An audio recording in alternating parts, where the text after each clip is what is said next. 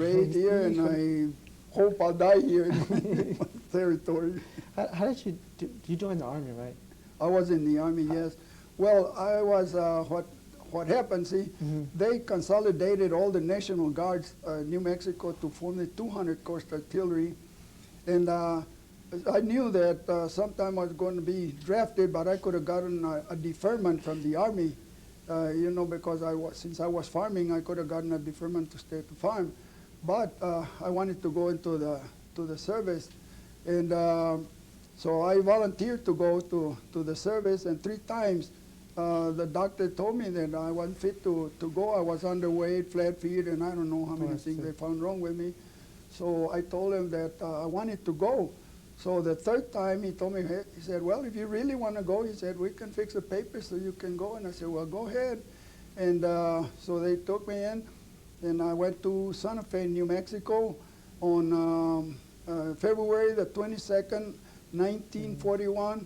I was swearing in to go into the service. When I went into the service, they sent me to Fort Bliss, to Logan Heights here at Fort Bliss. And that's what they have sent all the National Guards. That's where they formed the 200 Coast Artillery. Because the 200 Coast Artillery used to be the cavalry before. But when they consolidated all the National Guards, they formed to make the 200 Coast Artillery, because I think they knew that war was coming. So they, after we trained for about 6-7 months here at Fort Bliss, they shipped us overseas to the Philippines to defend Clarkfield. That was in 1941? 1941, yes, August of 1941.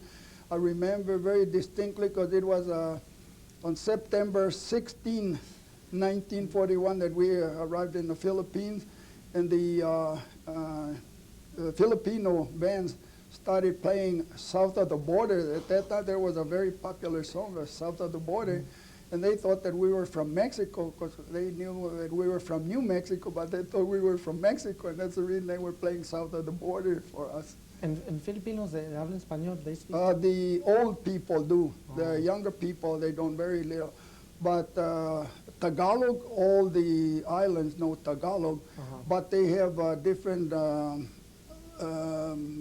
dialects throughout the island. But Tagalog, everybody understands Tagalog. Where in the Philippines were you stationed? At Fort Stutzenberg, just a little ways outside of Clarkfield. And that's what they sent us for, to defend what was the Clarkfield. unit? Pardon? What was the unit that you were sent to? Well, 200. The 200? 200 Coast Artillery, yes. And then this lady that wrote this book, they say that we Mexicans say the 200. So when we say somebody, what outfit are you at? 200. They say. Instead of saying 200, they say 200. Before the invasion, what did you do in your spare time?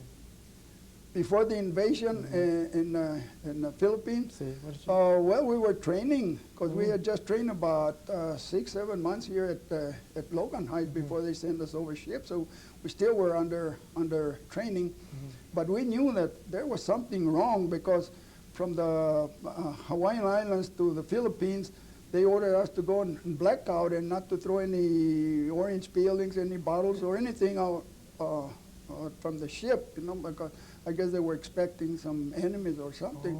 And they, from Hawaii to the Philippines, they sent a cruiser to guard us, you know, and that was the only thing that we had guarding us till we got to the Philippines. What did you think of the population of the Filipinos? Well, I know I'm completely strange of what I thought, because when we first got there, we were even on a bus, and I was taking pictures of the water buffaloes, the people, you know, how their life, you know, their way of life is completely different. And ours, they go fishing up in the backyard, you know, where there's rice all over. They put a little cloth or something to catch frogs or fish, or I don't know what they catch, and they catch some fish out of the mud too. I guess there might be mud fish. Can you tell me how you felt about the Japanese before the invasion? Before the invasion, well, I don't have an idea. I didn't have any dislike or anything up to the time that you know, they start mentioning about war, and especially after they attacked Pearl Harbor. Then from then on, I didn't. I get none of them. Where were you when we attacked Pearl Harbor? I was there, Fort Stutzenberg in the Philippines. They attacked Pearl Harbor in the morning, around 8 o'clock in the morning, and they announced it on the radio that they had attacked Pearl Harbor, but we thought that that was part of the training just to get us used to war in case there would be war. So we were just laughing, and I don't think there'd be war, you know. So when we saw the planes coming over, you know, we thought they were American planes, and we saw that white cloud of Navy planes coming over, and we thought they were Navy planes, so we started waving at them, and they said, "Hi, now, Japs, you can attack us anytime," you know. So at that time, they start dropping these black things, you know, and thinking that they were leaflets, we started running towards where those black things were coming down, and we thought that the pilot was saying, well, here we are to help in this and that. So we started running towards where they were dropping those things, and there were bombs. After they started bursting, it sounded like when you pop popcorn, they go boom, boom, boom, boom, boom, boom, boom, boom, all over. Golly, we went crazy. We didn't know what was going on, because we didn't know anything about war. Who was in command of your unit? Commander Captain Doris. Doris? I don't remember his first name. His name is on that story that I gave you. Yeah. He's presenting the saber back to the Japanese. To the Japanese, yeah. What was your job, like, in your duties? My job was to with the searchlights, operate the searchlights or generator or sound locators, because at that time we didn't have radar or anything. We had to locate the planes with big horns, you know, and whatever sound they sounded, the sound had to be on the back of your head so you would know that you had the plane right on the target. And then when they gave us a buzz, you know, to throw the searchlight, we hit the plane. And most of the time we missed it, but sometimes we hit the plane, so they could start shooting at the plane. When the battle started, where was your unit at? Where was the 200? Pardon? When the fighting started, where was the 200 at? Around Clarkfield. Yeah, because we were training at night, you know, and up there's a lot of fireflies, and we see, you know, that seemed like somebody was walking and smoking, so we started, halt, who goes there, you know? No, and they wouldn't quit, you know, it's still going, but we found out that they were fireflies, you know, and then the water buffaloes would run at night, you know, and we hear some noises, and we start yelling, who goes there, and well, they didn't answer, so we start shooting, and the next day we'd see a dead buffalo outside in the jungle. When the fighting started, how did you feel about the Japanese when the fighting started, when you guys started? Well, I didn't, after I heard about Pearl Harbor, from there on, I didn't like them at all, no. I thought they was very, very cruel what they did, you know, attack us by surprise. So when they dropped the atomic bomb, you know, a lot of people think that it was an injustice. Was bombing, you know, dropping the atomic bomb. To me, it was justified, because in the first place, if it wouldn't have been for that atomic bomb, I wouldn't be here right now, because the Japanese had told us that in case of an invasion, they were going to put us in a tunnel and blast the entrance to the tunnel and just let us die there. Wow. So I say that that atomic bomb is the one that saved our life. And by the way, after the war, I got to see the effects of the atomic bomb. But what was the 200 as far as the fighting? How much fighting did the 200 do? Well, up to the end of the peninsula of Bataan, because we couldn't go any farther because there was water, you know, and we got as far as we could. And then we tried to go across, because there were little boats, you know, carrying people up to Corregidor, but we couldn't get that far because the Japs were already all around us, and we had to surrender. Did you ever get wounded or sick during the fight? No, well, during the war, I had, I guess, an attack of malaria, and thank God that was the one and only time then. Because I remember I was so sick that I see the dive bombers coming down, and I didn't care because I was so sick. I said either I die of malaria or of a bomb, so I'm going to go either way. And where was the 200 at when the surrender happened? At around Marivele there, Yeah. somewhere. I don't know exactly place.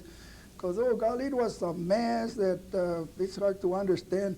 Because there were thousands of civilians with their children, you know, lost. The children lost from the, like a whole bunch of cows and animals, you know, just walking and walking away from the Japanese. And well, we were all mixed up with them, you know. It was completely out of order. We didn't know when. It was still Captain Doris in charge when you surrendered? Yes. That was the only commander you had? Well, there was other lieutenants, but Other lieutenants, pero I don't remember their name. My platoon sergeant, he was killed about the third day of war. We had camped under the big trees up there, and the dive bombers came over and bombed there where we were, and part of the cavalry was there. The Filipino cavalry was under those trees too. And oh, golly, it was a mess, because when they started dropping those bombs there, they killed a whole bunch of people, and it's where they killed my platoon sergeant. The last name was McKelly. And he was laying down, you know, and I went to check on him because he wouldn't move. So I turned him over. When I turned him over, his face and his stomach was all gone, just yellow water just coming out of his stomach. And from then on, I just couldn't eat. I had that smell of that gunpowder and blood, you know, human blood in my nose. And for weeks, I guess months, I couldn't eat. All I lived on was just sugar cane because I couldn't. That's a big deal. Did you feel like Captain Doris or the rest of the chain of command lieutenants was telling the truth to you guys, or was keeping you updated on what's going on? Well, you know, the night of the surrender, the captain got us all together, and when we got all together, he gave each one of us a white little pill, you know, and I thought that he was trying to kill us, you know, and instead of surrendering, that he wanted to kill us. So I tasted that little pill, and I just threw it away. So after a while, he asked everybody, had everybody taken the pill? They said yes. So I guess that was like a tranquilizer or something, just to settle us down. And then he told us that he had bad news, that we had been surrendered, but I didn't take my pill, you know. So that's what he told us. He said, right now, he said, you're on your own. You can either take off to the mountains, you can surrender. He said, but I recommend that if you decide to surrender, he said, surrender in groups. You have a better chance of surviving if you surrender in groups. So we formed long lines, you know, in the jungle, and it was so dark that we got lost, you know. And I was all by myself, and in the jungle, it's hard in the daytime to walk around. So you can imagine at night, was I was just with my eyes closed, you know, just feeling my way around, and I was just walking and walking. And pretty soon I heard a whole bunch of Japanese talking real close to me, so I started going the other way. And then the next day, when the sun came out, we got together with some of my buddies, you know, and then we formed a long line with handkerchief, T-shirts, whatever white cloth we could find, you know, we put on the stick to walk towards where the Japanese were. And we were walking and walking till a whole bunch of Japanese jumped right on us with the bayonets on. And I thought that was the last of us, you know, when we saw them I said, oh my God, this is the last of us. So no, thank God, they just put us in line, you know, and searched us, because some of the prisoners, prisoners then, they had Japanese souvenirs. And if they catch you with a Japanese souvenir, but none of our fellows knew that, if they catch you with a Japanese souvenir, they'd shoot you right away. They kill Captain Melendres and some other, you know, for having Japanese money or gold teeth, because when we see a dead Japanese, they hit them with a rifle butt and take the gold out of their mouth, you know, and put it in their pocket. Well, if anybody that was found with Japanese souvenir, they just shot them, kill them right there. And I had a one of those long knives that I had in my pocket, and I forgot that I had that knife in my pocket. And before the Jap come over to search me, I got that knife and put it into my bent leg like this, and just let it slide down. And I just covered with a sand, and I stood on there. And when he searched me all over, we couldn't find anything. But that's a good thing he didn't see me dropping that knife there, 'cause I think it would have been different. Captain Doris, he said he gave you a choice either to surrender or did anyone Yeah. go the other way to go to the mountains? He told And you? they had told us, that if you surrender, they had to feed you, and they clothe you, and not force labor you. Well, I thought that, I said, if I surrender, I have a better chance. I said, because since we were in such bad shape, I thought they were going to put us in the hospital, I could see white sheets and nurses with white uniforms and all that. Well, it was completely different. They threw us in these huge, big fans, nothing. The barracks were all torn, and we had to sleep on the ground, and oh, God, it was a mess. And when I first came into that camp, I saw this friend of mine, Cruz Garcia, that he was from Las Cruces too. He was with Battery C, I think. And he recognized me as soon as I walked into the gate. He recognized me and said, Banegas, come here. So I went over to him, and he had already cut a lot of grass to make a bed out of. And then he said, I got some boiled eggs. He had about 4 boiled eggs. So he called me up there and gave me some boiled eggs, and I thought that was the best thing. Did anyone take the other choice and go to the mountains? Well, not many that I know. In fact, I don't know of any. Some of the truck drivers had a better chance because it was too hard to escape. Because if you would escape, and then you had to either go to a Filipino or somebody, to feed you or something, But if the Jap would find a prisoner of war, they would find a prisoner of war, and that family, they go and shoot the whole family or bomb the whole barrio. They knew that the guerrillas were somewhere. So it was safer to surrender than to try to go. That's what I thought, and yeah, I think I made the right decision. How did you feel about your chances of going home? Well, like when I composed that song, I right on the bottom I said, my name is Lorenzo Banegas, and I'll be seeing you soon. Because I thought in about 2-3 months they would, the American would liberate us. But God, it took us a long time. And then I wanted to change the verse to say, algún día los veré, someday I will see you, not I'll see you right away. How long were you a prisoner? About 21. How old? How old and how long were you? Oh, how long? 3.5 years. 3.5 years? Part of the time in the Philippines and part of the time in Japan working in the coal mine. And in the Philippines, we had to till about 200-300 acres of land with just pigmatic, like this, no plow, no nothing, no tractor, no nothing, just with pigmatics. And we had to till those 200-300 acres to plant vegetables, not for us, for the Japanese. They pick all the corn, green beans, tomatoes, whatever, green onions and all that, and they just feed them to their troops, not for us. So you didn't get to see any of that food? All it was for we the didn't see hardly any of that food.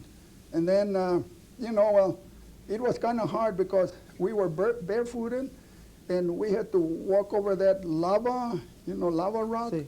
And the guards had shoes, but we didn't. We were barefooted, and it was kind of hard to walk from the camp to where we worked, about a mile and a half.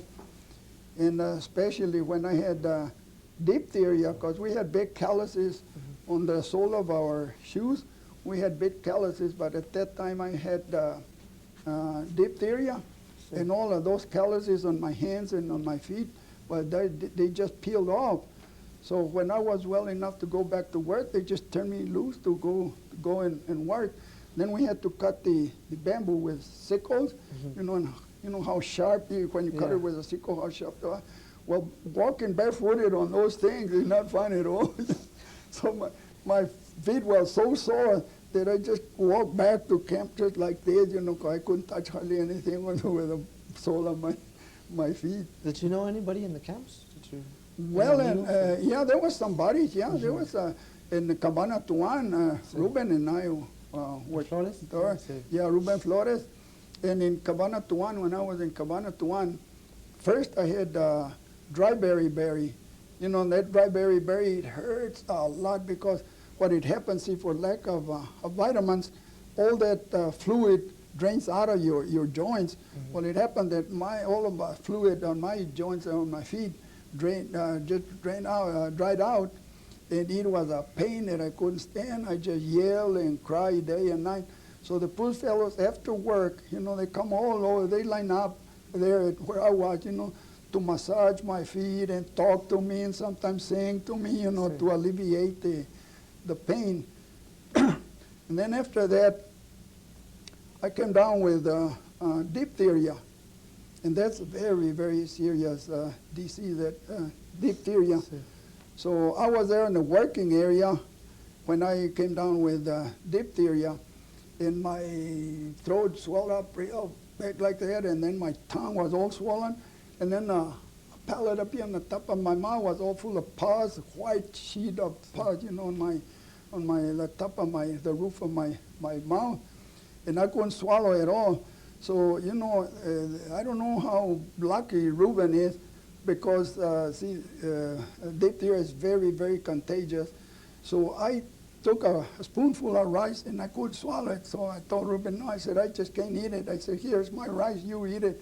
And out of my spoon, he ate my ration of rice before they dragged me to the fence up there where they throw me in. Everybody that had diphtheria, they throw them on that big fence up there. And they used to call it the 0 ward. The reason they call it the 0 ward is because 0% were coming back. The fellows' buddies would shake your hand, hug you, and say goodbye, because they knew we were not coming back.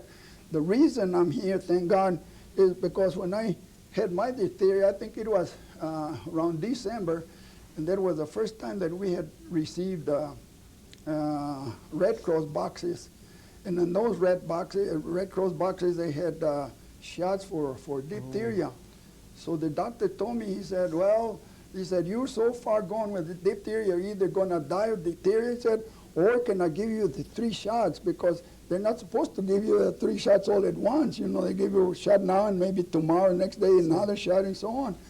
So I couldn't talk or nothing, so I just nodded at the doctor. I said, I know I'm a goner, so just go ahead and give me the 3 shots.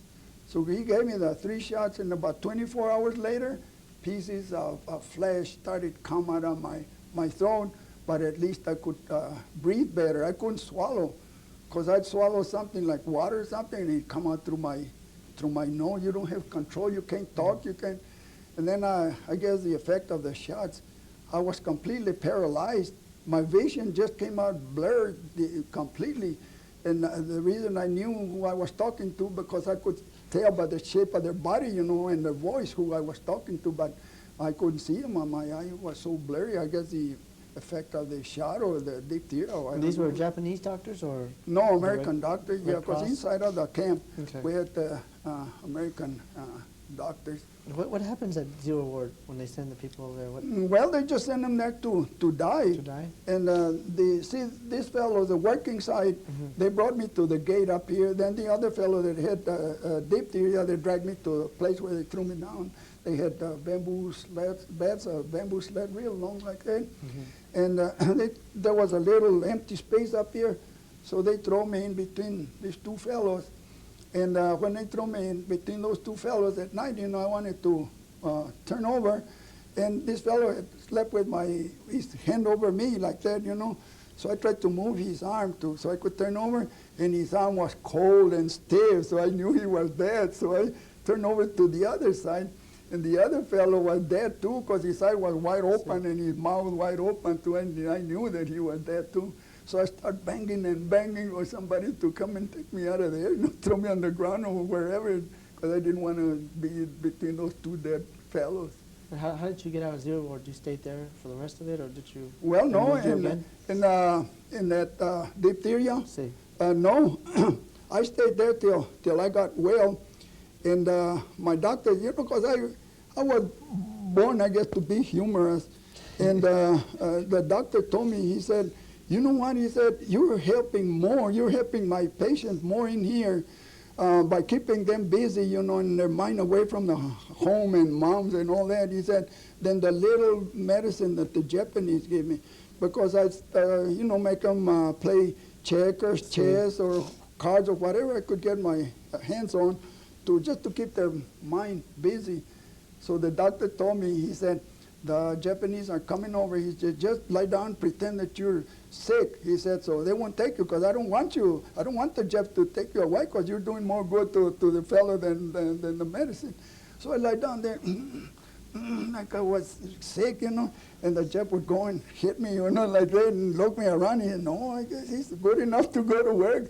So they did. He sent me back to work. And that's when I suffered more. Remember I told you I had big calluses?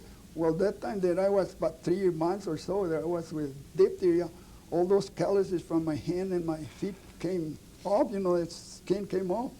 When they sent me back to work, those sticks, that cut the bamboo right with, those were bad on your feet. The blood, would come out, when you walk on those things. And then coming back to camp, we had to walk over that lava. And that lava already went barefooted. So what else did you have to do? The vegetables, and you had the bamboo, and what other type Yeah, of work? there in Cabanatuan. This was the Cabanatuan. Okay, and that's where I had my diphtheria, in Cabanatuan. Well, after I got well from diphtheria, they sent me to Las Piñas to build airfields. We built airfield with pick and shovel and wheelbarrows. And then we had this cars, that they were about 1,200 pounds, when they load them up with dirt. They put these little tracks on. We had to push those cars way up to the other end of the field and dump them up there. And since it rained so much during the rainy season in the Philippines, well, it threw the tracks off, and we were pushing those cars when it derailed, And the two fellows had to put those cars back on the rail again. As heavy as they were, we had to best way we could, because they wouldn't let anybody come and help us put that thing on the rails. And then they start hitting us because we were holding up the rest of there's a whole bunch of fellows, with cars behind us. And then they start hitting us because we were not moving fast enough. But it's because we couldn't lift that heavy load to put the cars on the track again. And so those tracks were all wobbly, especially in the rainy season, in the mud.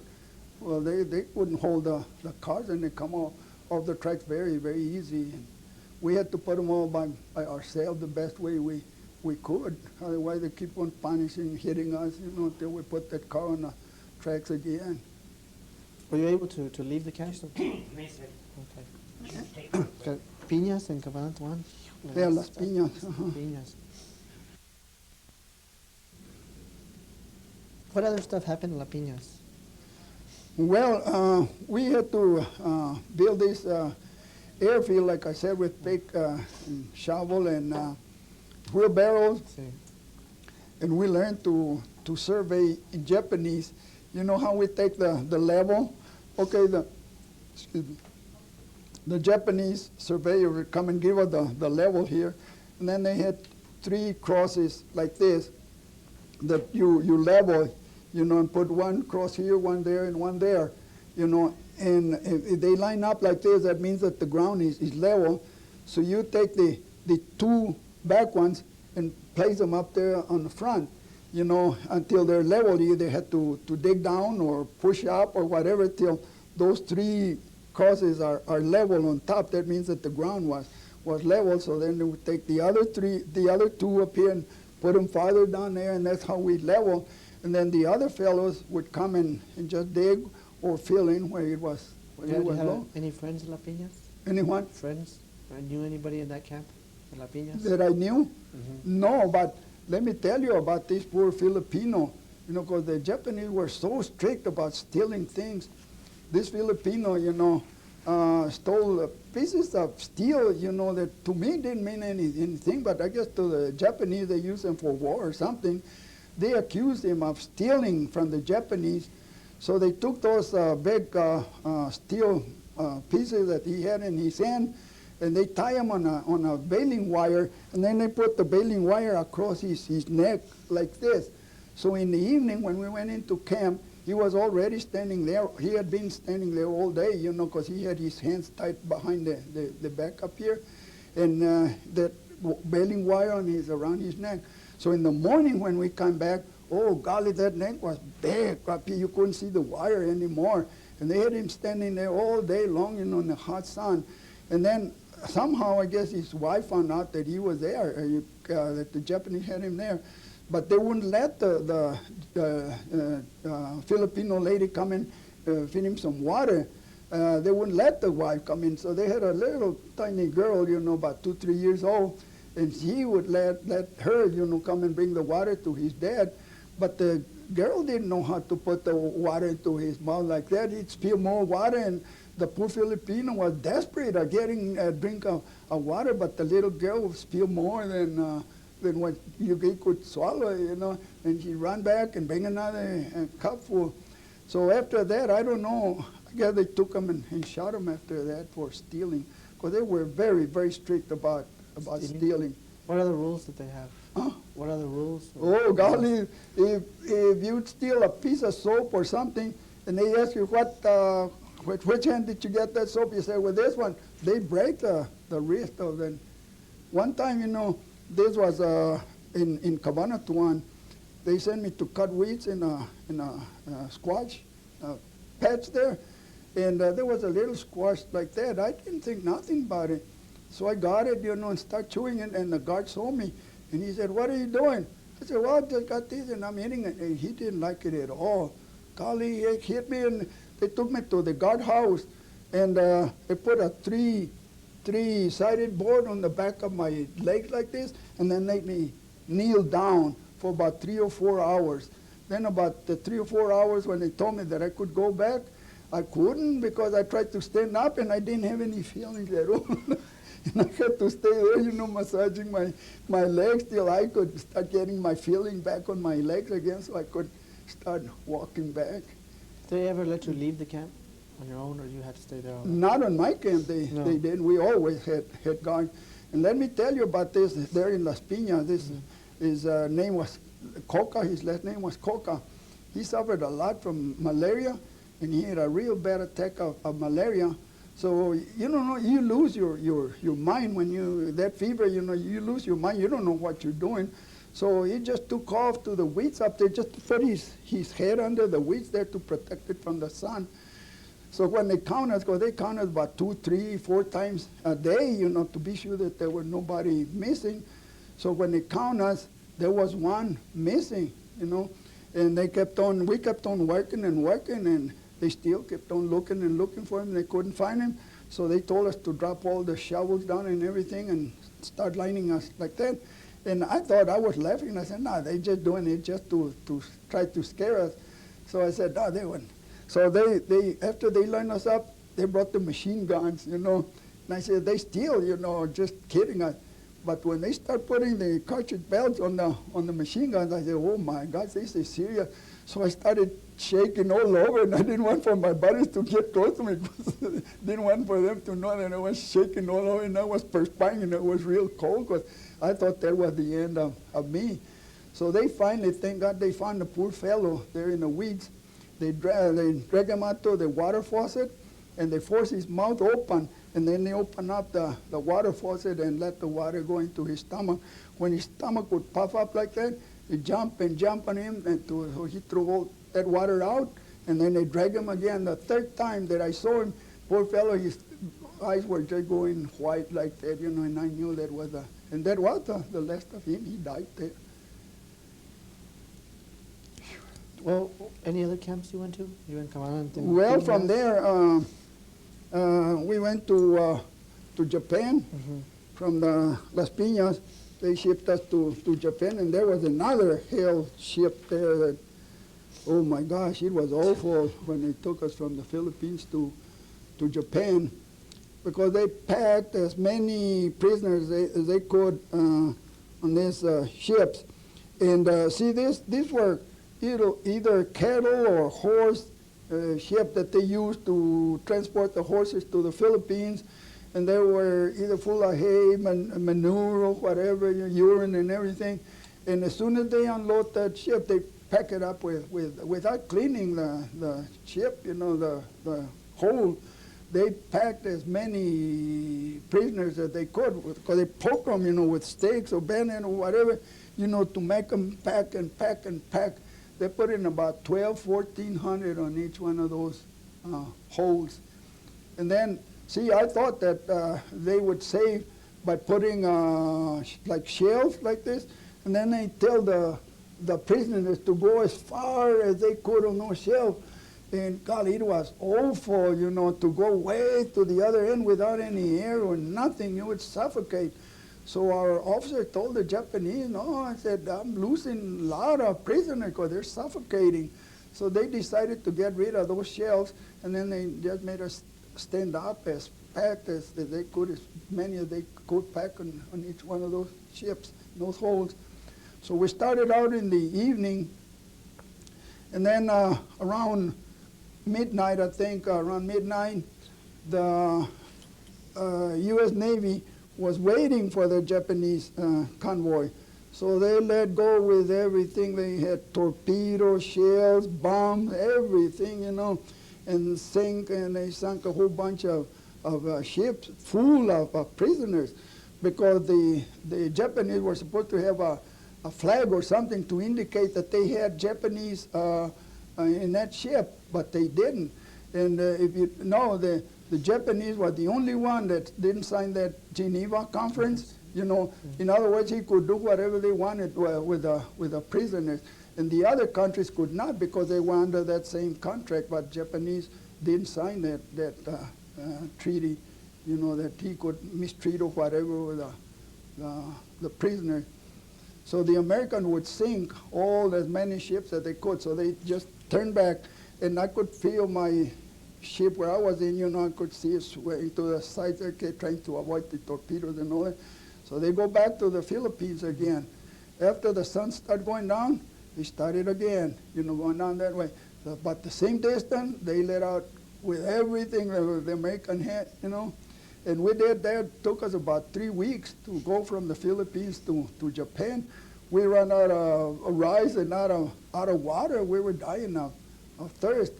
And I thought I could drink salt water, but you cannot. You die before you can drink that salt water, because they took us on top of deck to just put water on us, because on the bottom of that floor of that ship, that hole, they had a bucket up there where they had to use as latrine.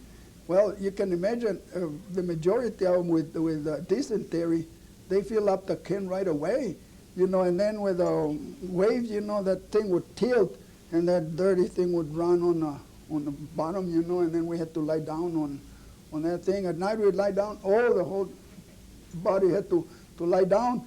If you had to go to the latrine, you had to swim over those fellows, and they hit you, poke you, because you were swimming over them. That's the only way you could get to that bucket. And the worst thing was when that thing would fall, and let that dirty thing run on the floor. When I got it took us so long, then when I got to Japan, we had worms on the back of my back. And then I looked like a Chinaman, with a goatee and long, because all those wigs, without shaving my little, and I was letting my beard grow too. So I looked like a Chinaman, real pale and skinny, and with a long mustache and goatee. And I thought I'd look like a Chinaman. So the fellows that were in better shape, they helped me, up the planks till I got out of the ship. What happened when you got to Japan?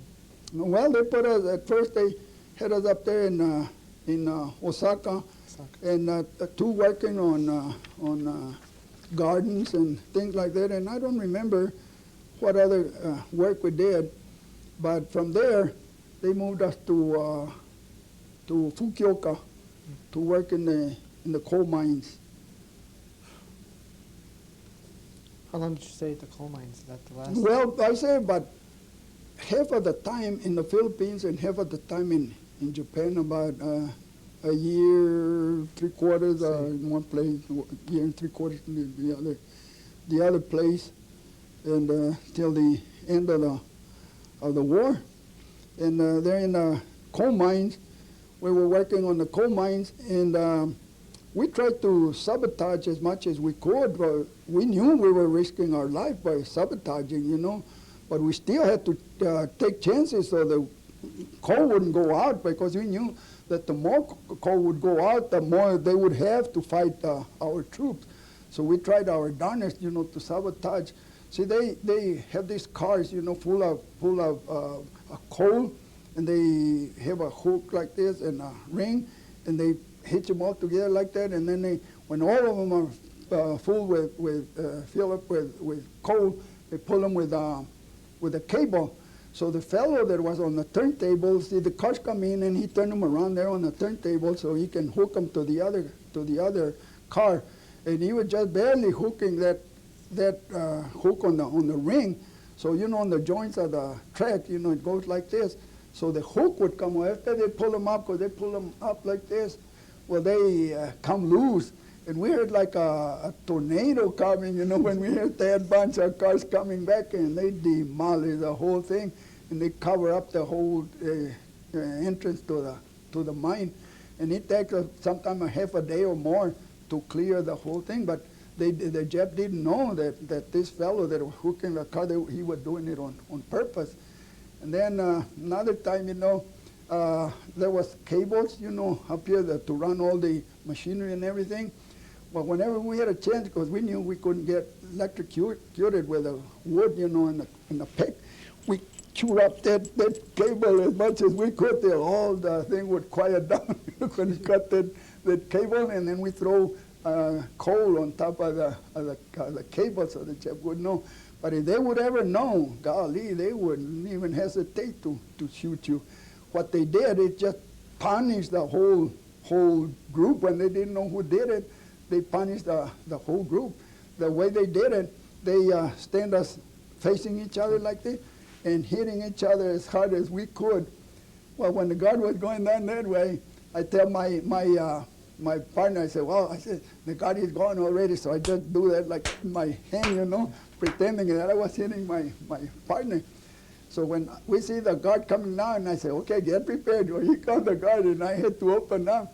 Because the Japanese, if you didn't hit hard enough, he would come and tell you how to to hit, and they hit you with all the force they have. Where did you sleep? Did you have to sleep in the mines, or did they take you? No, then they take us into camp. But see, in the morning, when we were rested, we'd go down the shaft. Mm-hmm. In the evening, almost at sundown, we had to come out, and then we had to go up that tunnel, that shaft. Mm-hmm. And golly, it seemed like it was forever by the time you get to the entrance up there. Because we used our cane, you know, the pick like a cane, you know. Mm-hmm. And then after we walk, you look up, still no light. So we kept on going and going and going and going. So after a while I looked up, and it looked a tiny little star, and that was the entrance to the shaft, you know, to the tunnel. And we had to keep on going and going and going and going till we got out all wet.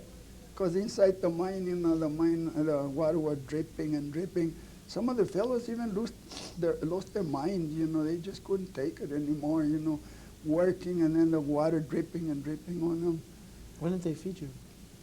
What? When and what, yeah. Well, sometimes they feed us three times a day. And see, to go to work in the coal mine, I had saved a little can that they send us, you know, Red Cross boxes here in the Philippines. I saved that little can. So to go to the mine, I fill up my little can of rice, just put it in my pocket and go to work in the mine. So we at lunchtime, you know, we'd eat, but you drop a grain of rice, you wouldn't waste that grain of rice. You just pick it up and blow the sand off and eat it too. They were too precious to to waste. Oh man. And one time in Las Piñas, because felt proud of myself. I have kind of pride of myself. And the Japanese, this was in Las Piñas, they throw pieces of lettuce or pieces of chicken or daikon, what they call a daikon is like a radish. They throw them at the prisoners.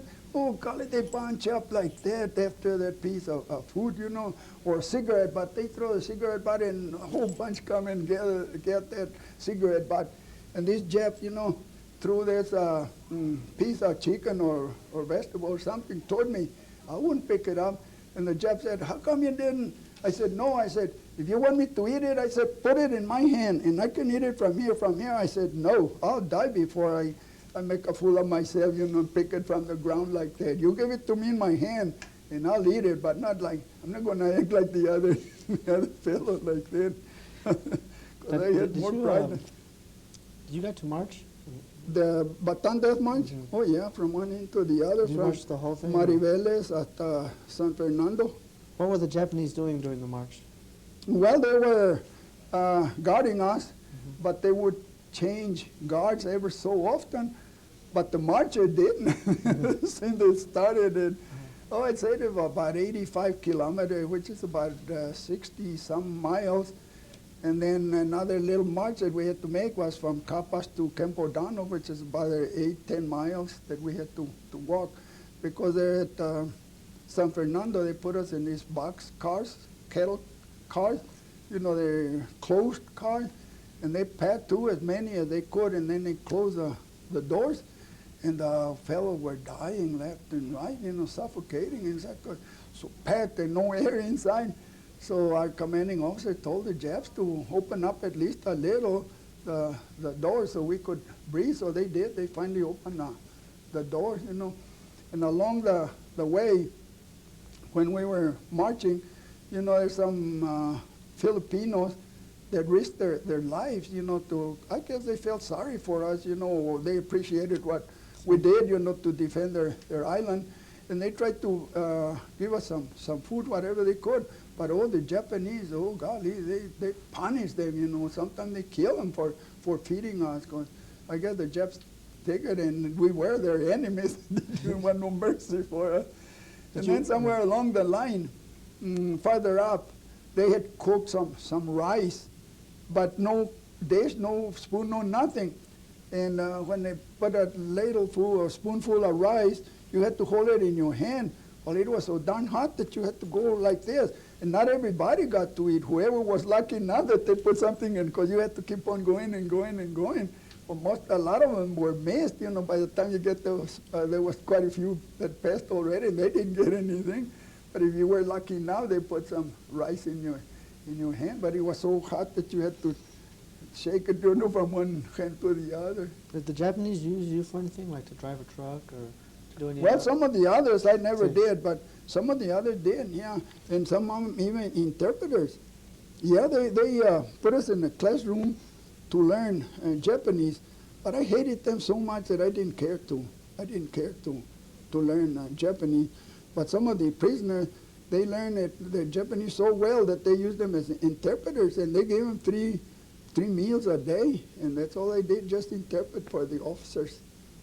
But I didn't want to learn. I still don't want to learn the Japanese language. I don't like them. What were the conditions on the march?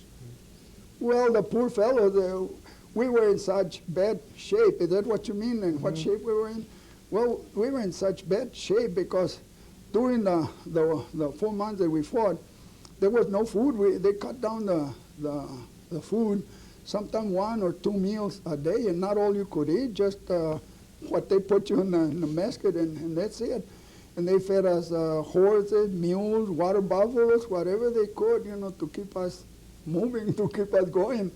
And you could tell that it was horse or mule because you could see piece of hides on the meat, But when you're hungry, that food tastes good, that meat tastes good. The only difference between beef and horse meat is that it seems like it's a little more red, the horse meat, and coarser than the beef. But to me, it tasted real good. And the other fellows, you know, that was before we surrendered, when they found out that there were mules and horses and water buffalo, they wouldn't eat it. I said, okay, well, give it to me. And I filled up my basket and leave it for later at night, you know, because they couldn't stand knowing that it was horse or water buffalo or mule, and they didn't want it. So I said, I do, as long as it saves my life, I'll eat anything to save my life. Did you get to march with Ruben or any of your other friends? Or Someone? Did you get to march with any of your friends or your buddies? Well, no, not that I remember, but it was still all the, up there we were like brothers, you know, still up to right now, you know. In fact, I feel closer to my XPW buddy than even my own family. I don't know why, but I feel closer to them than my own family. Did you think about escaping, trying to escape? Or? Well, no, because, oh gosh, it was almost impossible to escape, and I know what happened to the fellow that they caught trying to escape. So the reason I said it was impossible, first of all, inside the fence that we were in, the barbed wire was about this far apart, you know, okay. It was almost impossible to go through, okay. Then they had wire going up and down like this, and then guards all around with lights shining on the fence. It was almost impossible to escape out of there. And one time, there's about 3 or 4 sergeants and enlisted men tried to escape through the sewer, you know, where the latrine ran out of the prison camp. Oh, it was dirty, and it was raining hard that night, so they thought it was a good chance to escape. So they got into that latrine, you know, and tried to escape. Well, they caught them outside of the fence, and they just brought them back in, and they beat the heck out of them with a big rope they folded in half like that, and they hit them and hit them and hit them till they got tired of hitting each one of those, all the guards, you know, because they take turns hitting the prisoners, and then they tied their hands behind the back like this. Well, the next morning, after sunrise, they took them all to the back, and they shot them out there in the back. How did you feel during the march? What? How did you feel during the march? Well, I felt kind of weak, but you know, it seemed like the fellows that were heavier, like chubby, seemed like they suffered more than the skinny ones, because I don't know, their weight or something. But since I was raised and born on a farm, I was, you know, took it hard, you know, irrigating, plowing, hoeing, shoveling, and whatever, you know. Well, I guess I had it in me that I could take quite a bit more, but those poor fellows that were born and raised in drugstores or stores like that, oh golly, those poor fellows suffered a lot. Because a lot of times I had to do my share of work and then help them because they beat the heck out of them. Because, see, the Japs expected too much out of us, and we couldn't produce anymore. And then they had this stick, what we call the vitamin stick. You know, we were just barely moving when somebody tell us that the guard was coming over with a vitamin stick. Oh, golly, we had a lot of energy, you know, because they hit us with that stick. And then coming back at night, in the evening from work, you know, we sit by the gate up there to see see who had made colonel, who had made private and sergeant and all that. Because the more wealth they had up here, the higher the rank. And those poor fellows that didn't know how to handle the shovel, shoot, they were full of those things. And they said, wow, that fellow made colonel today.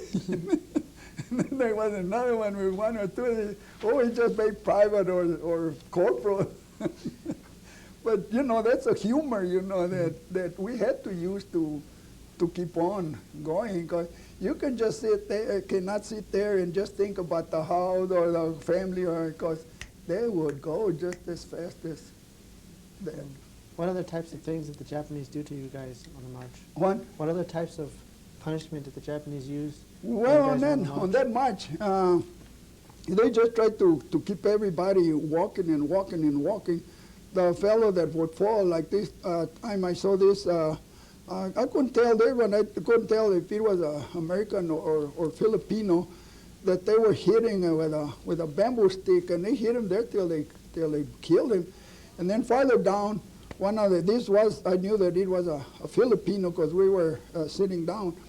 And I guess he lost his head and started yelling and running. And the Japanese came after him and started, I guess, poking with a bayonet. And he ran the bayonet through his mouth like this. You could see part of the bayonet on the other side of the mouth.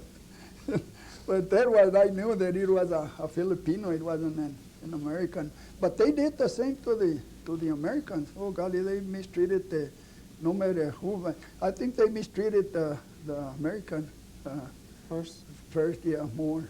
Okay. Yeah, because they didn't like us to begin with. How long did it take for the march?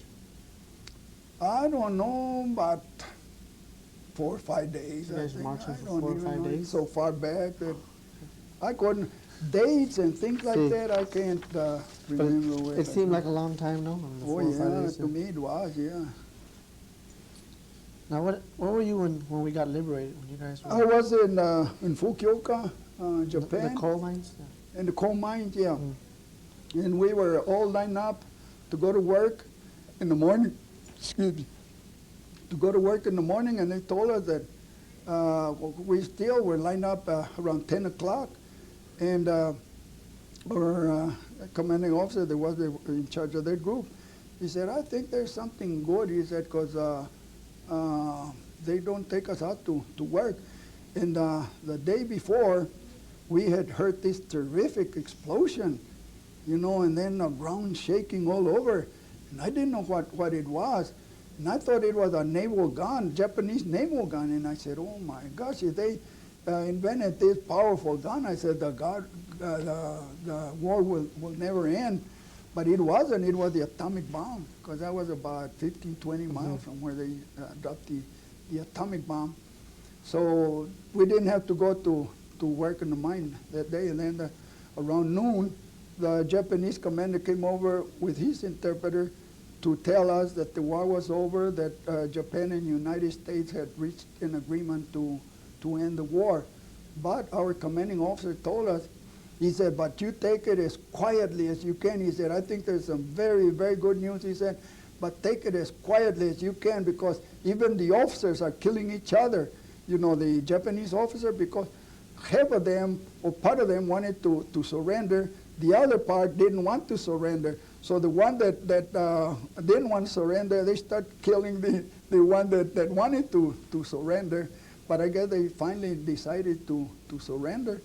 And that's the reason I'm here, because... Okay. Just take a break. Yeah, okay. Drink water. I mean,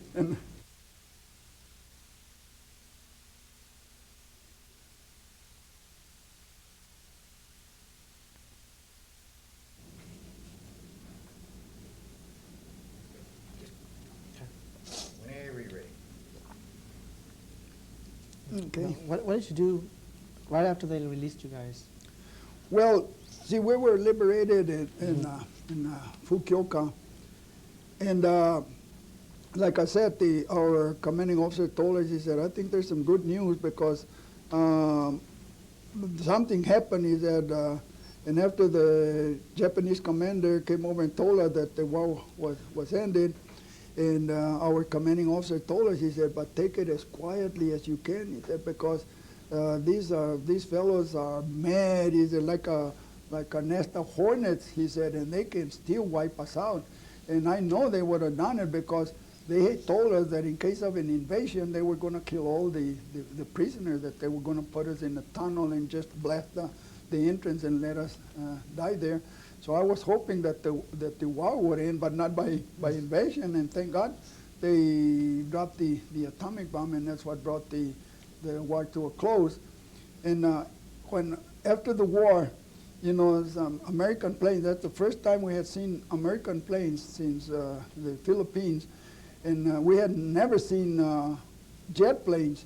So some jet planes just flew over the prisoner of war camp, but they told us to all the prisoner of war camps to put a big cross so they would know which ones were prisoner of war camps. So we did. The jet brought us some sheets or whatever, you know, to put those big form or paint or whatever, just to mark a cross there that there was a prisoner of war there. So the jets came over, flew over, real beautiful maneuvers, you know, they swoop down like this and then they go up and then they separate and start circling like that. Beautiful, beautiful thing. Well, that made us very, very happy. And then not as much as when they flew the B-29. They flew a B-29 over the camp, and through the Bombay door, he opened up, the Bombay door opened and flew the American flag like this. Oh my God, we started hugging and crying at each other, you know. And I myself felt that the difference was that we were in hell. When we saw the American flag, that to me that was heaven. When I saw the flag up there, it seemed like the gates of heaven had opened out for us to go from hell to heaven. And that's how glad we were to see the American flag again.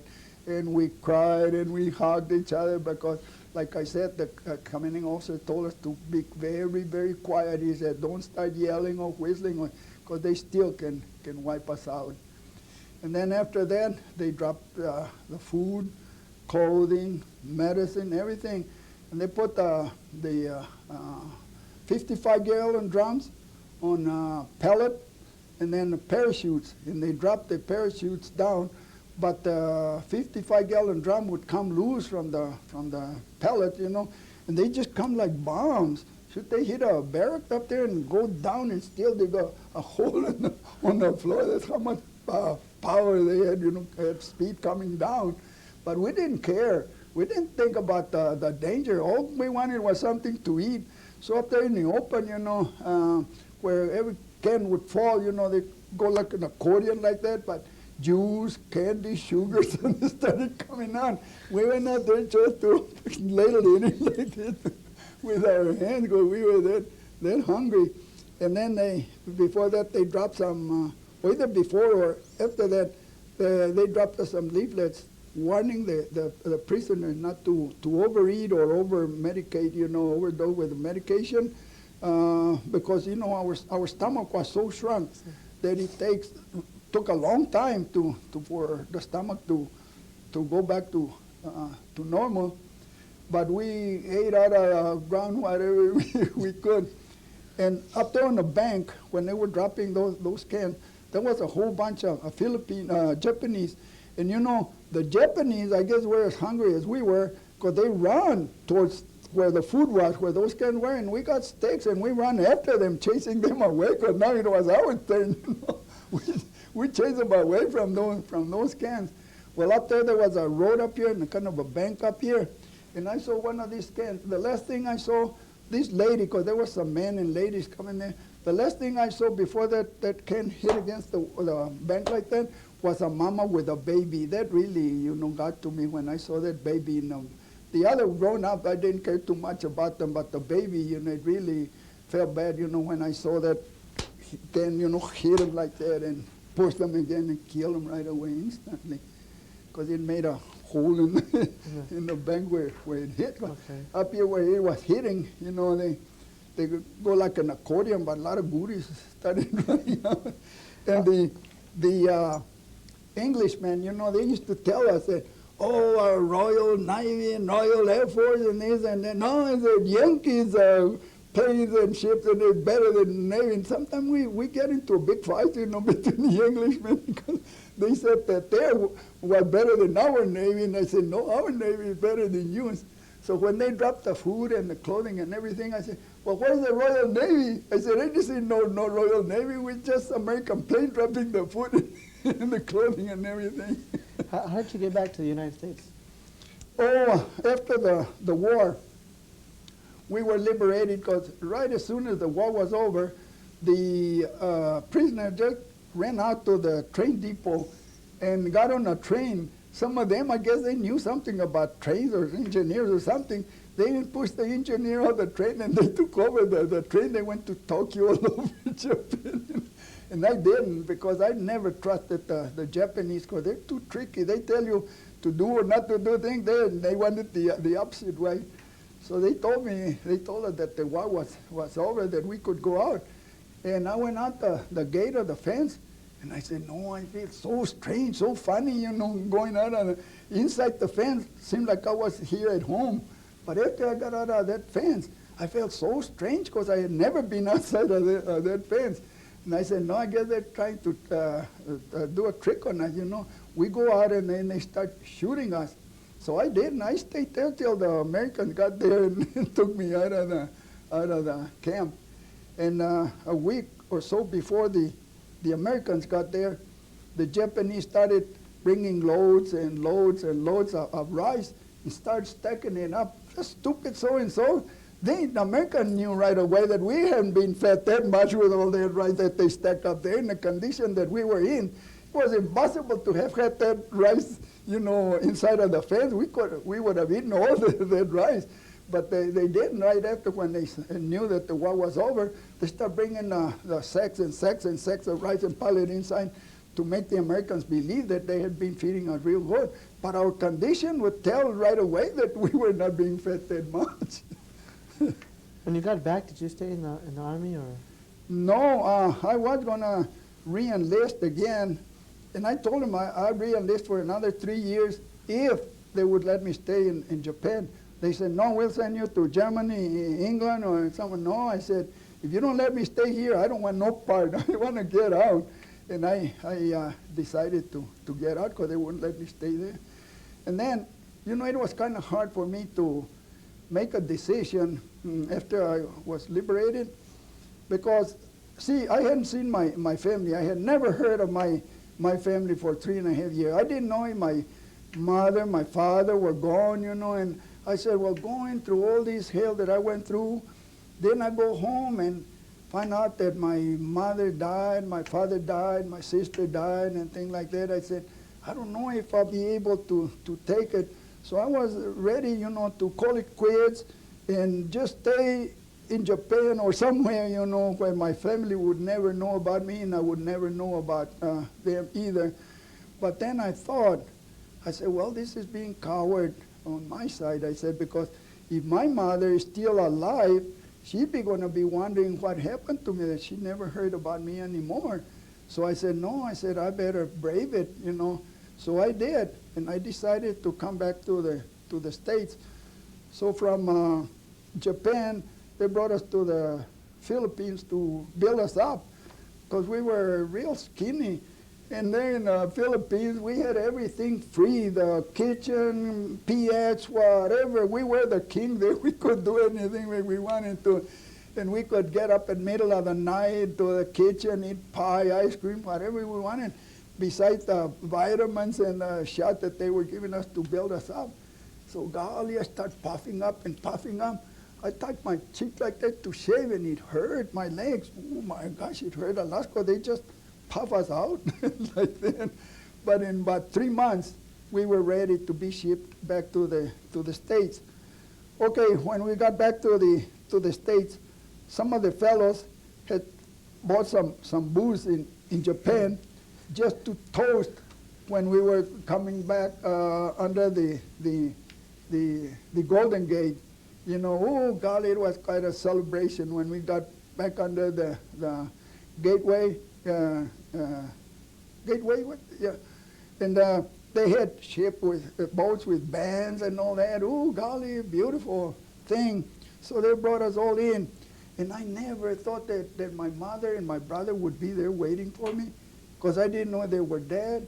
And besides, I said, I don't think because my family was very poor on my father's side. My other uncle were better, well-to-do than my father, because I guess my father had too many kids. No, that's not true, because my granddad had about 7 kids, and my dad had about 8, 4 boys and 4 girls. So I didn't know. I said, no, I don't think my mother or my family will be there to receive me back. So when we landed there in San Francisco, I went all the way up, top ship up there, to see all the excitement below up here. And lo and behold, when my brother, sister, my mother got there, my brother got a hold of a piece of cardboard, and she asked my sister for a piece of lipstick. So he wrote the name Banegas on that cardboard, But he was so excited that he had that board upside down, you know. He was showing that sign, but he wouldn't stay still, you know. He was swinging that thing around and upside down. Well, the fellows on the bottom, you know, they couldn't read, so they could finally say B, and then Banegas, yeah, Banegas is here, but you got the sign upside down, so he turned it over. Yeah, Banegas is here, so they started yelling at me. I was on top up there. They said, Banegas, they're looking for you. So I came down, I said, I wonder who is, because I didn't know that they had moved to California during the time that I was in the war. I didn't know that they had moved to California. They lived in Los Angeles, but they went to meet me in San Francisco. So when I got down and I saw them, I thought that I was dreaming. It was hard for me to realize that it was a true thing that I was seeing there, that it was my mother and my brother and sisters. I couldn't believe it that it was my family. I never thought that I would see them again. And before the war started, I had a feeling, not a dream, but a premonition, you know, that something was going to happen. Because I wrote my brother a letter, my oldest brother. I wrote him a letter, and I said, brother, I said, I don't know what, but something is going to happen, I said, because I can see you very clearly in the sky. I said, and all of a sudden I told him, I see that big cloud coming over, and you disappear in that cloud. And then after that cloud goes over, then I could see your face up here again. I guess meaning that after that thing would go over, I was going to see him again. So I told him, that last letter that I sent from the Philippines, I told him about that I thought that something was going to happen. I said, but still I have a feeling that I'll get to see you. I don't know how long, but I still have a feeling that I'll get to see you again, and thank God I did. Is that what kept you going? Well, yeah, the will to keep on going, because I don't know how dangerous it was. I still didn't think that I was going to die. Because when I was in that ship, I don't know if I told you already that they bombed us and they got a hold of that beam, that those fellows lost their mind, you know, they panicked. And they started forming up a pyramid, you know, trying to get out of the hole that we were in. And I saw what was happening with the explosions. It felt like a vacuum, you know, wanting to pull you out of there. And with the flashes, you know, I could see the faces of all the fellows on the ground there, and everybody stepping on them. They were trying to form this pyramid to get out of there. So I got a hold of this beam on the side like that, and I just gave myself to God. I said, God, if it's your will for me to live, I'll live. If it's your will for me to die, I'll die. And I felt like nothing was happening. And thank God that helped me a lot. Like, I don't know if I told you, but I guess I told you already about the night that earthquake hit, that if it wouldn't have been for that earthquake, I guess none of us would have been here, because they were getting ready to wipe out the whole bunch of prisoners. If it wouldn't have been that earthquake hit and turned the tanks around. See, Reuben was one of the night, remember, he told me, no, that wasn't true. He was in another group. I said, well, did you go do this and that? No. I said, well, you're talking about your side, and I was with another group. Because he wasn't there in that group where they had gathered all these fellows, you know, these prisoners that they were gonna shoot. And I think that earthquake is the one that saved our life. How do you cope with the memories now? Well, I can do a lot better now. When I first came back, oh golly, I wake up in sweat. You know, my clothes were all wet, you know, and I don't know what was going on. I don't know if it a war or whatever brought those things. I never had gone through a thing like that. You know, that sweat so much at night. Not anymore. I don't even very seldom, if ever, I dream about Japs and all that. How do you feel about the Japanese now? I still don't have much use for the military. Maybe the civilians, I don't hate them as much, but I still can't see eye to eye. One time when I first came back, I wanted to kill a Jap. I was in a bar, you know, and I saw this darn Jap. I got out of the stool that I was sitting in there, and after even my cousin put me back, what are you going to do? That Jap son, I saw it. He said, yeah, but he's in America and Japanese. I said, yeah, but his eyes are still like that. I don't know. Well, I guess the Japs have the same feeling that we do about us, you know, so that's the reason I'm not afraid to to express myself, because I knew they have the same feeling that we do. Because it's common, you know, to sometimes feel like that. Like a lot of people tell me, no, don't say Jap. Well, to me, Jap is as common as Japanese. And that's the way we used to call them, and I'm used to say Jap. And when I make a talk, you know, I tell them, you know, that it's no offense. I said, but I'm more used to saying Jap than Japanese. So when I make a talk like that, I use the word Jap, but I tell them, I warn them, you know, the reason I'm using it because I'm more used to, I remember more Jap than Japanese. Well, now we have your story on tape, and they can read the book, but thank you very much. Yeah, okay. Muchas gracias.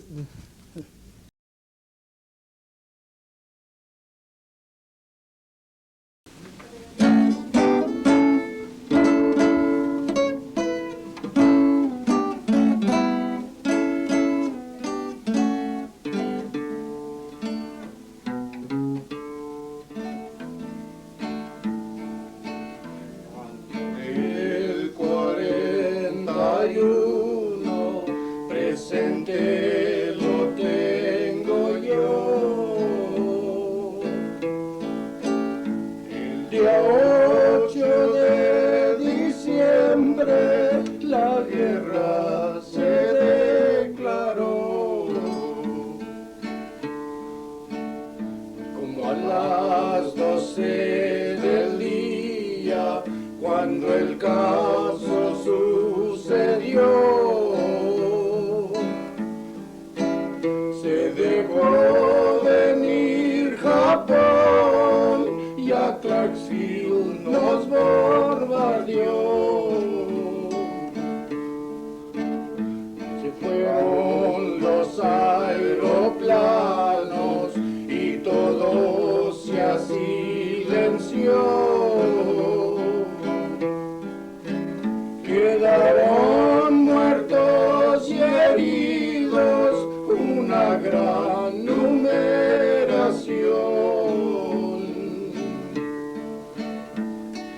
Y había tantos heridos, era muy grande el total. Nos llevaron del campo derechito al hospital. Pobrecitos los pilotos, lo siento de corazón. Quedaron toditos muertos en el lado de su avión.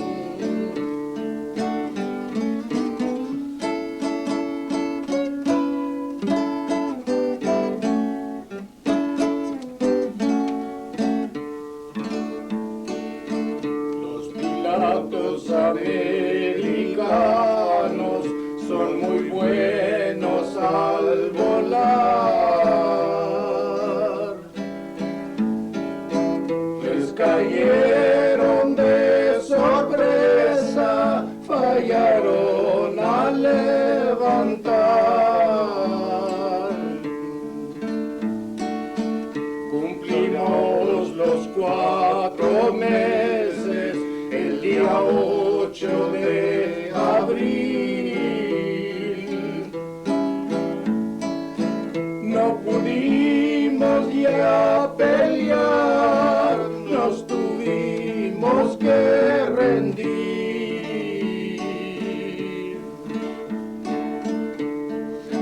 Y ya cuando nos rendimos, ni me quisiera acordar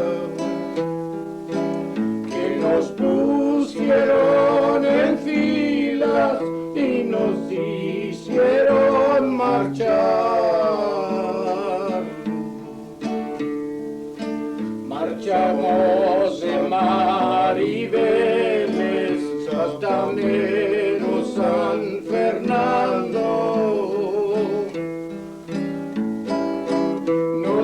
echaron en un tren hasta mero Kempodano.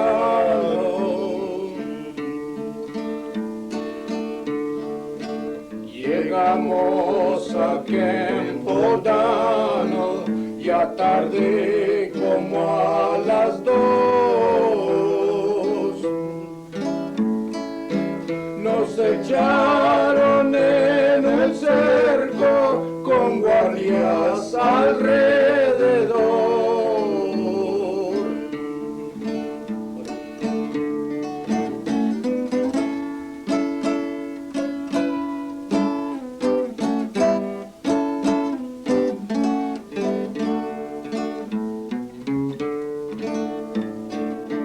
Hay japoneses ingratos, ya no tienen compasión.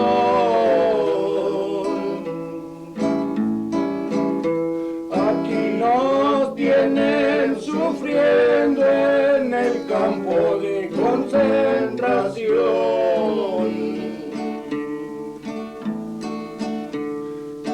Nos trabajan a pica y pala todo el santo día de Dios.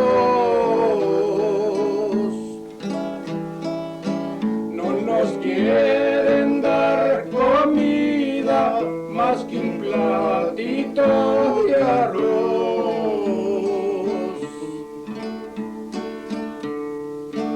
Y ya con esta me despido con dolor de corazón. Y no más estar pensando en el campo de concentración.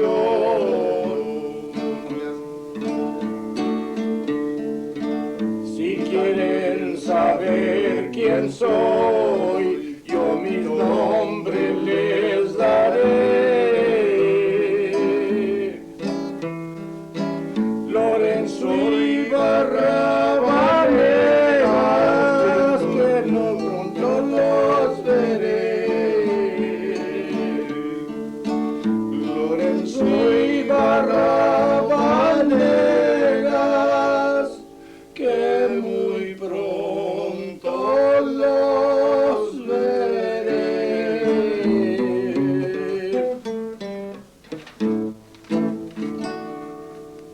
That's it.